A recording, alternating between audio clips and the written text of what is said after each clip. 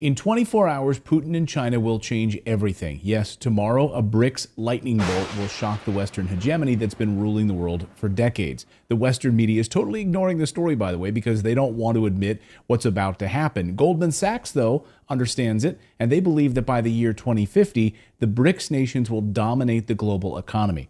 So on Tuesday, yes, tomorrow, the BRICS summit officially kicks off in South Africa. This is the first face-to-face BRICS summit since the start of COVID, and we are about to witness a rebalancing of the world order.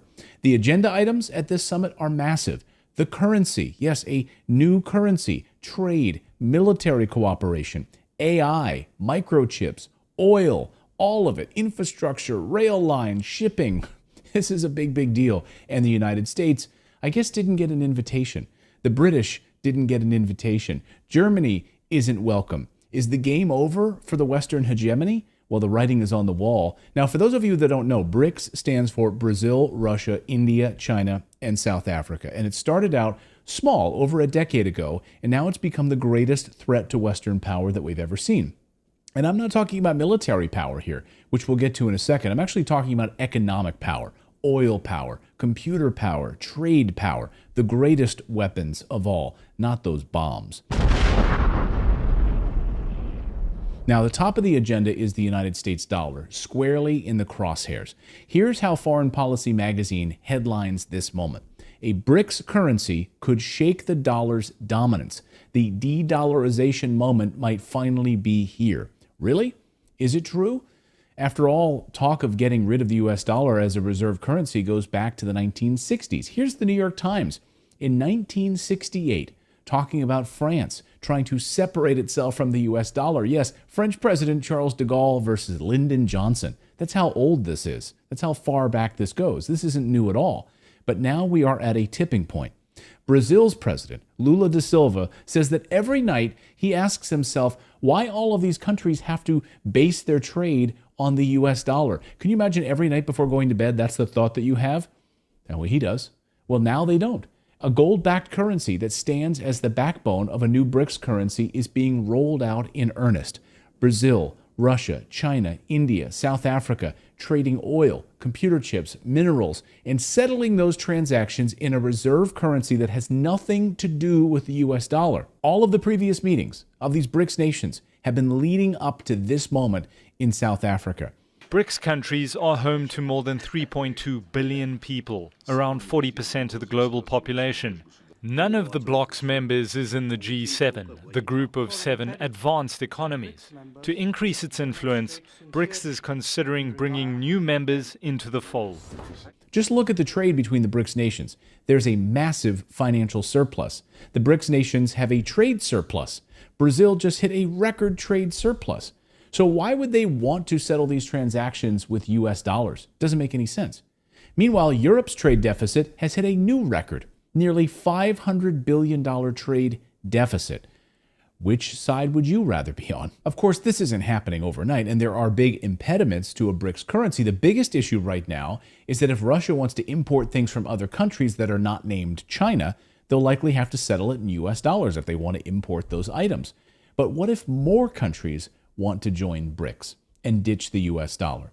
Then there's safety in numbers. And the number of people you're doing imports from are part of your BRICS conglomerate. In fact, other countries are noticing and beginning to join. At this summit, Russia and China are expected to approve the new applications of a bunch of new countries into BRICS. Algeria, Bahrain, Egypt, Iran, Saudi Arabia, the United Arab Emirates, just to name a few. They've all submitted requests for membership to be a part of BRICS. And the Turkish government has expressed an interest in joining the group. Those are just a few of the names. But wrap your heads around this one. More than 40 other countries are now vying to join BRICS. 40. Samita, what are you hearing about just how much bigger BRICS could get? Well, we've heard from leadership here at the BRICS, this Foreign Ministers BRICS Summit, that at least 19 countries have expressed either formally or informally interest in either joining the BRICS grouping or even having involvement with the BRICS Development Bank, which really is aimed at investing in the global south, in developing nations to boost their economies. And this is one of the reasons that BRICS is becoming increasingly attractive to developing nations. BRICS now accounts for 31% of global GDP. And just a few months ago, they overtook the United States and the G7 nations for GDP dominance. Goldman Sachs, once again, won't have to wait until 2050. It's already happening. Beyond a gold-backed currency and moving away from the US dollar, one of the biggest stories of this summit in South Africa is AI, generative AI. It's one of their top agenda items. They're holding many meetings on AI this week in South Africa. BRICS wants to dominate AI. And who do you think will be the leader of the AI revolution? China. China announced that it wants to become the global leader in AI by the year 2030. They made this very public pronouncement. And I don't know if you know anything about China, but they are a communist country. And when a communist country makes a public pledge like this, it's all about prestige. So they must make it happen to save face. Yeah, there's no, we missed our target. They have to make it happen. Surprisingly, this was already well known in Washington, D.C., at the Pentagon, in fact. A major threat to America, China becoming the dominant player in AI. In fact, an Air Force cybersecurity whistleblower warned the Pentagon 2 years ago, said that we must make AI a priority or China will crush us. Here he is. His name is Nicholas Chalin. He warned everyone. No one listened to him. He saw what was happening, and because no one paid attention, he quit in protest. He quit because he thought it was impossible for the United States to compete with China on AI. In this article, he says, quote, "We have no competing fighting chance against China in 15 to 20 years. Right now, it's already a done deal. It's already over, in my opinion," he said.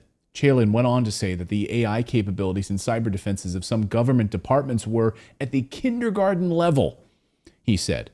Kindergarten. He recently said that China has kids as young as 7 years old starting on learning AI and machine learning. 7 years old. He says the United States doesn't stand a chance unless it doesn't get its act together. Interesting to see that China is not wasting that kind of time, and they're not waiting for us to figure it out, and they're taking this very seriously, including having their kids starting at 7 years old be trained on AI and machine learning. So when you start thinking that kind of investment and really the understanding that whichever country is going to be leading AI and ML will be controlling the planet. Let me repeat what he just said. Whoever leads in AI will rule the planet, he said.